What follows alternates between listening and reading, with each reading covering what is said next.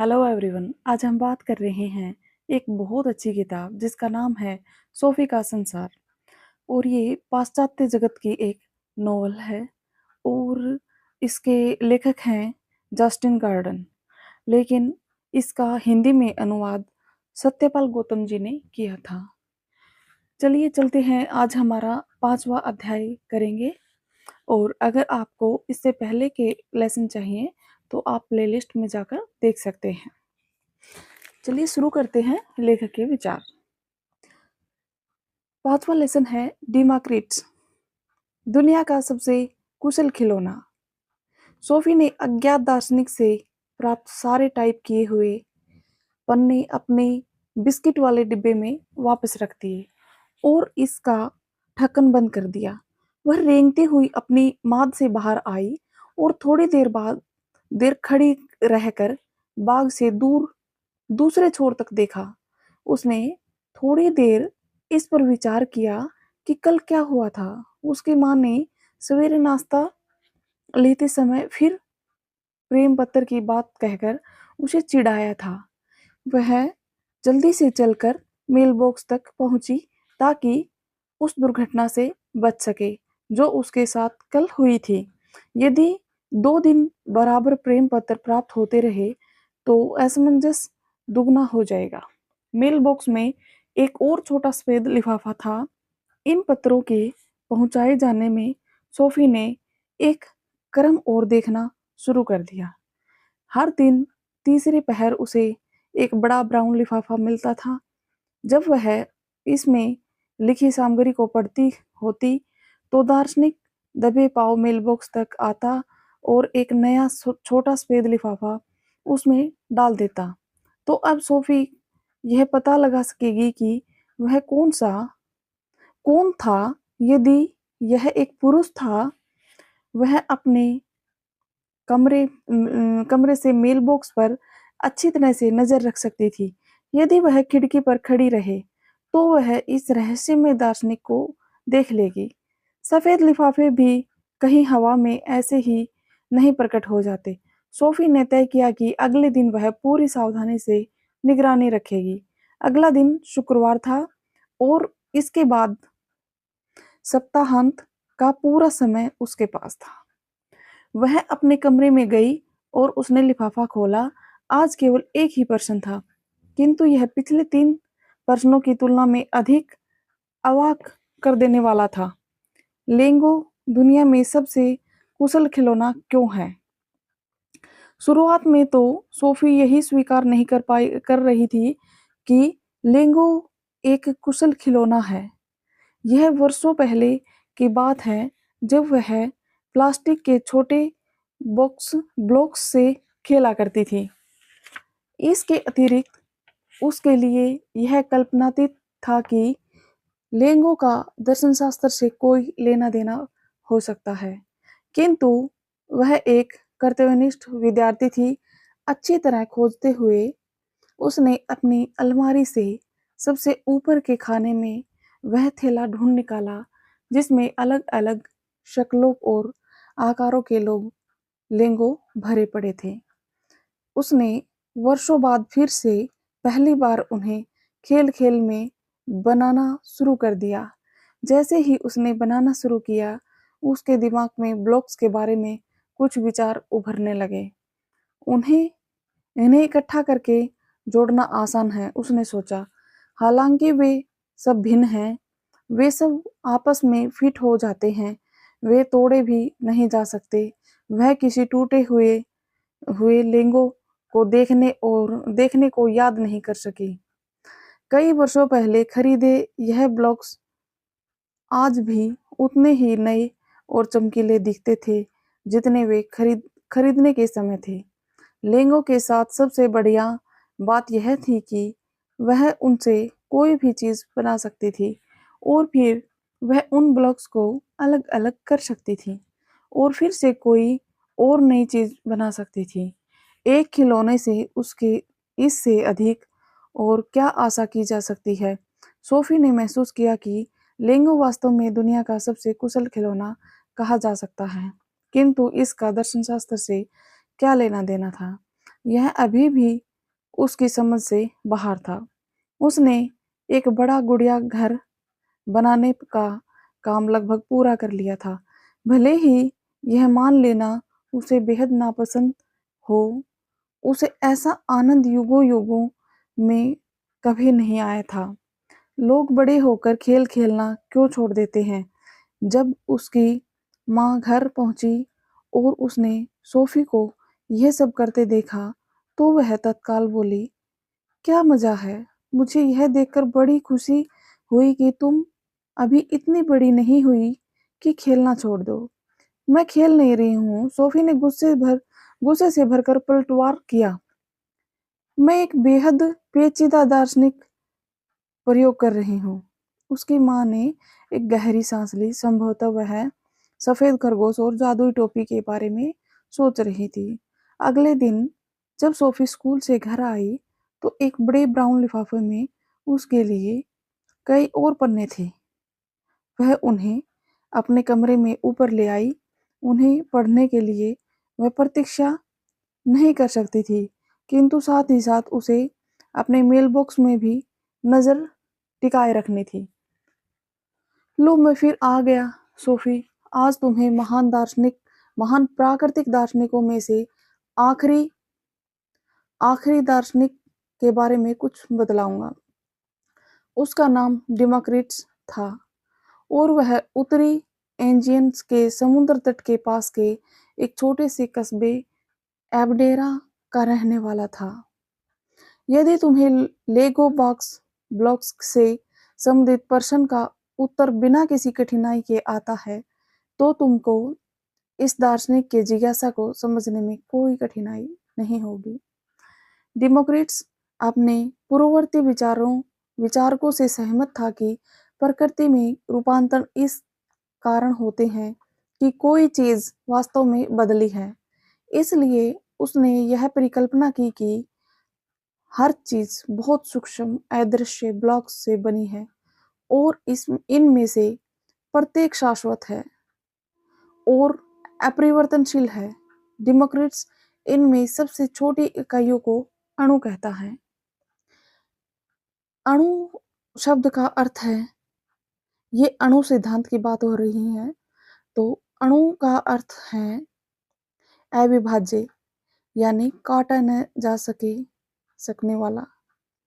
Democrats के लिए सबसे महत्वपूर्ण यह स्थापित करना था कि हर चीज के विधायी अंग जिससे यह बनी है ऐसे हैं कि उन्हें अनंत रूप से विभक्त करते हुए उनसे और छोटे भाग नहीं बनाए जा सकते। यदि यह संभव है, तब उन्हें ब्लॉक्स की भांति प्रयोग नहीं किया जा सकता। यदि अणुओं को निरंतर तोड़ते हुए और भी छोटे और छोटे भागों में बदला जा सकता है, तो प्रकृति घुलते घुलते निरंतर पतले हो रहे सूप जैसे हो जाएंगे। इसके अतिरिक्त प्रकृति के ब्लॉक्स शाश्वत होने चाहिए, क्योंकि शून्य से शून्य के अतिरिक्त और कुछ नहीं प्रकट हो सकता। इस विषय में वह परमेंडिज और एलियावासियों से सहमत था। साथ ही यह यह विश्वास भी करता था कि सारे अणु मजबूत और ठोस हैं, किंतु वे सब एक जैसे नहीं हो सकते। यदि सारे अणु एक जैसे होते, तो इस बात का कोई संतोषप्रद स्पष्टीकरण नहीं मिल सकता था कि वे कैसे इकट्ठे होकर मिलते हैं और प्रापिज तथा जैतून के पेड़ों से लेकर बकरी की खाल और मानवीय बाल तक भी बनाते हैं। डेमोक्रेट्स का मानना था कि प्रकृति अणुओं की असीमता और विधिमता से बनी हुई है। उनमें कुछ गोल और चिकने थे, अन्य उबड़-खाबड़ और विषम विषम थे, और उनके इस प्रकार एक दूसरे से भिन्न होने के कारण ही वे आपस में मिलकर भिन्न प्रकार की चीजें एवं रूपांकार बनाते थे।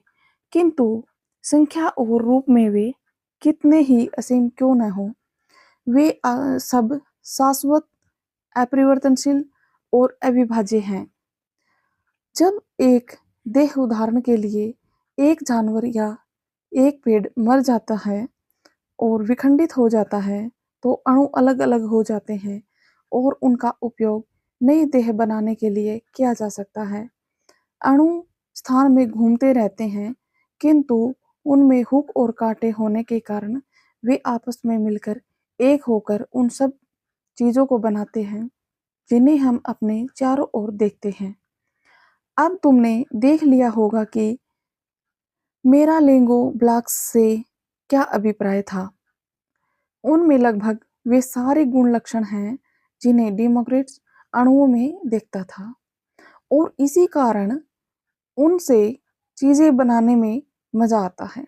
सर्वप्रथम तो वे अविभाज्य हैं, फिर उनकी शक्लें और कद अलग-अलग हैं, वे ठोस और अविभेय हैं, उनमें हुक और कांटे होते हैं ताकि उन्हें जोड़ा जा सके और उनसे हर संभव चीज बनाई जा सके। इन जोड़ों को बाद में तोड़ा भी जा सकता है ताकि फिर उन्हीं ब्लॉक से नई आकृतियां बनाई जा सके। लेगो की लोकप्रियता का मुख्य कारण यह है कि उन्हें बार बार प्रयोग किया जा सकता है। कोई भी एक लेगो ब्लॉक आज एक ट्रक का भाग और कल एक महल का भाग हो सकता है। हम यह भी कह सकते हैं कि लेगो ब्लॉक शाश्वत हैं। बच्चे आज उन्हीं ब्लॉक से खेल सकते हैं जिनसे कल उनके माता पिता अपनी छोटी उम्र में खेलते थे। हम चीजें मिट्टी से भी बना सकते हैं, किंतु मिट्टी को बार बार प्रयोग नहीं किया जा सकता क्योंकि इसे तोड़कर उसके छोटे छोटे टुकड़े बनाए जा सकते हैं। इन छोटे छोटे टुकड़ों का कोई दूसरी चीज बनाने के लिए फिर कभी जोड़ा नहीं जा सकता। आज हम यह सिद्ध कर सकते हैं कि डेमोक्रेट्स का अणु सिद्धांत मोटा मोटी ठीक था। प्रकृति वास्तव में विभिन्न अणुओं से बनी है जो मिलकर एक हो जाते हैं और फिर अलग हो जाते हैं। संभवतः मेरी नाक के एक किनारे पर कोशिका में एक उदजन अणु एक समय एक हाथी की सूंड का भाग था। मेरे हृदय की मांसपेशी में एक कार्बन अणु किसी समय शायद एक दिनासोर की पूंछ में था। किंतु हमारे समय में वैज्ञानिकों ने यह खोज निकाला है कि अणुओं को तोड़ा जा सकता है और इस प्रकार उन्हें और भी छोटे तांत्विक अणुओं का रूप दिया जा सकता है। इन तांत्विक अणुओं को कम प्रोटीन, न्यूट्रॉन और इलेक्ट्रॉन कहते हैं। शायद किसी दिन उन्हें तोड़कर और भी छोटे कण बनाए जा सकते हैं, किंतु भौतिक शास्त्री इस बारे में सहमत हैं कि इस श्रृंखला की अत्यंत कहीं न कहीं अनंत कहीं न कहीं कोई एक सीमा होगी। एक न्यूनातिन्यून भाग होना चाहिए जिससे प्रकृति बनी है। डेमोक्रेट्स के समय आधुनिक इलेक्ट्रॉनिक उपकरण उपलब्ध नहीं थे। उसका सबसे उचित उपकरण उसका अपना दिमाग था, किंतु तर्क ने उसके पास कोई वास्तविक विकल्प नहीं छोड़ा। यदि एक बार यह स्वीकार कर लिया जाए कि कोई चीज बदल नहीं सकती, कि शून्य से शून्य के अतिरिक्त कोई चीज प्रकट नहीं हो सकती, कि अभी कोई चीज खोती नहीं है, तब प्रकृति उन अतीव छोटे ब्लॉक्स की बनी होनी चाहिए जो जुड़ते रहते हैं और फिर अलग हो जाते हैं। डेमोक्रेट्स का किसी ऐसी शक्ति अथवा आत्मा में विश्वास नहीं था जो प्राकृतिक प्रक्रियाओं में किसी अन्य का हस्तक्षेप कर सकती थी। उसका विश्वास था कि अस्तित्ववान केवल अणु और शून्यता अथवा खालीपन है, किंतु उसका विश्वास भौतिक वस्तुओं के अतिरिक्त और किसी चीज में नहीं था। हम इसे भौतिकवादी कहते हैं। डेमोक्रेट्स के अनुसार अणुओं की गतिशीलता में कोई सचेतन डिजाइन नहीं है। प्रकृति में हर चीज बिल्कुल यत्रवत होती रहती है। इसका यह अर्थ नहीं है कि हर चीज बेतरतीब या अनियमित ढंग से होती रहती है, क्योंकि हर चीज अवश्यभावी रूप से आवश्यकता के नियम का पालन करती है। हर चीज जो होती है उसका कोई प्राकृतिक कारण होता है, एक ऐसा कारण जो स्वयं उस चीज में निहित है। डेमोक्रेट्स ने एक बार कहा था कि वह फारस का राजा बनने के बजाय प्रकृति का कोई नया कारण खोजना पसंद करेगा। डेमोक्रेट्स का सोचना था कि अणु सिद्धांत हमारे इंद्रियजन्य बोध को भी स्पष्ट करता है। हमें जब भी कोई इंद्रियक अनुभव होता है तो ऐसा स्थान में घूमते अणुओं के कारण होता है। जब मैं चांद देखता हूँ तो ऐसा इसलिए होता है, चांद अणु मेरी आंख में आ जाते हैं। किंतु फिर आत्मा के बारे में क्या कहा जा सकता है? निश्चय ही वह भौतिक अणुओं की ही नहीं बनी है। वास्तव में यह कुछ ऐसी हो सकती थी। डेमोक्रेट्स का विश्वास था कि आत्मा विशिष्ट गोल चिकने आत्म अणुओं की बनी थी। जब एक मनुष्य की मृत्यु होती है, आत्म अणु विभिन्न दिशाओं में उड़ जाते हैं और फिर से एक नए आत्मा निर्माण का भाग बन जाते हैं। इसका अर्थ यह हुआ कि मनुष्य की आत्मा अमर नहीं है। यह एक अन्य विश्वास है जिसे आज बहुत से लोग मानते हैं। ये लोग भी डेमोक्रेट्स की तरह ये मानते हैं कि आत्मा मस्तिष्क से जुड़ी हुई है और यह कि एक बार मस्तिष्क का विघटन होने पर हमारे अंदर किसी प्रकार की चेतना नहीं रहती। फिलहाल के लिए डेमोक्रेट्स का अणु सिद्धांत यूनानी प्राकृतिक दार्शनिकों के अंत का चिन्ह है। हिराक्लिटस की तरह उसका भी यह विश्वास था कि प्रकृति में हर चीज बहती जा रही है, क्योंकि रूप आकार आते और जाते रहते हैं, किंतु हर बहने वाली चीज के पीछे कुछ शाश्वत एवं अपरिवर्तनशील चीजें थी जो बहते नहीं हैं। डेमोक्रेट्स उन्हें अणु कहता है था। पढ़ने के दौरान सोफी ने कई बार खिड़की के बाहर वह यह देखने के लिए निगाह डाली कि रहस्यमय पत्राचार संचालक मेल बॉक्स में कुछ डालने के लिए तो नहीं आया है। अब वह सड़क पर टकटकी लगाए बैठी हुई थी और जो पढ़ा था उस पर विचार कर रही थी। उसने महसूस किया कि डेमोक्रेट्स के विचार कितने सरल किंतु फिर भी कितने बढ़िया थे। उसने मूल सार तत्व और रूपांतरण की समस्या का वास्तविक समाधान खोज लिया था। यह समस्या इतनी पेचीदा थी कि दार्शनिकों की कई पीढ़ियां इस समस्या के इर्द गिर्द उलझन से भरी हुई घूमती रही थी और अंत में डेमोक्रेट्स ने इसे अपने आप केवल अपनी साधारण सूझबूझ का सहारा लेकर हल कर डाला था। सोफी मुस्कुराए बिना न रह पाई।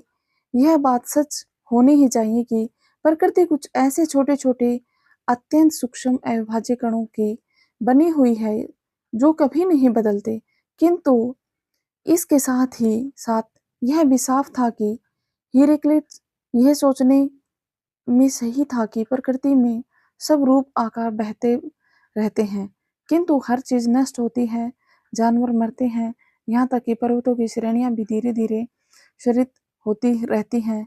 खास बात या बिंदु यह था कि पर्वत श्रेणियां बहुत छोटे अविभाज्य अंशों की बनी होती हैं जो कभी और खंडित नहीं होते।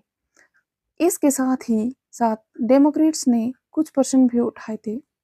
उदाहरण के लिए उसने कहा था कि हर चीज यंत्रवत घटित हो रही है।